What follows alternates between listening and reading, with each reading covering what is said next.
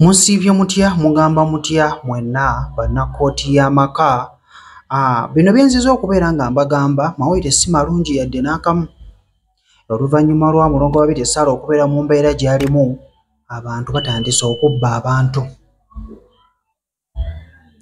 Abantu bangi benjogera nabo naye abantu bajja bakaaba bagamba nti bababba. Akawunti eyo nga bw'ogiraba waliwo agikozesa naye afera abantu. Oba okitegeera? Abaana babaggyako ssente nnyingi, abaana bali bweru, so gezaako okubeera nga buli omu agamba munne yeegendereze. Kankuwa ono ayongere okuba nga abyogerako naye nga nze message abantu abajja ewange aboogera nange oli ajja akaaba akugamba nti banzibye ssente.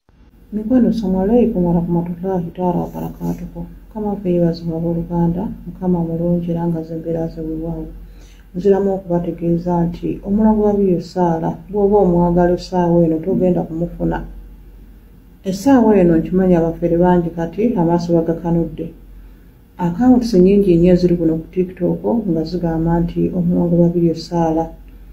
Mikwano, omulango wa Birye Sarah bw'oba omwagala togenda musanga ku Facebook, togenda musanga ku Instagram, togenda musanga ku TikTok. Omulango wa Birye Sarah bwe tubadde tulina access okumulabira oba okumusanga kwe ku YouTube oba ne ku Radio Star. Naye essaawa ya leero bw'abanga taliwo nga takola, tali ku mpewo, mikwano tobuzaabuzibwa tebawa kulimbalimba nti ate omulango wa Birye Sarah ali wano, ali wano, ali wano. Omulango wa Birye Sarah emisomo gibadde gigenda kubeerawo nga 16 gyasaziddwamu. Tewabaayo omuntu akulimbalimba nti ate omusomo ate gwaze wano, ate gwaze wano, nti ate gwaze wano. Bannange njagala mubeere beegendereza nnyo nnyo nnyo.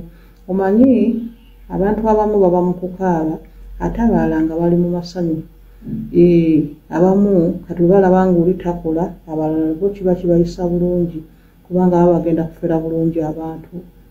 Naye akawunti zonna eziri ku TikTok kuno eziraga nti omulongo wa Birye Sarah, mikwano abo bafere temubawa budde.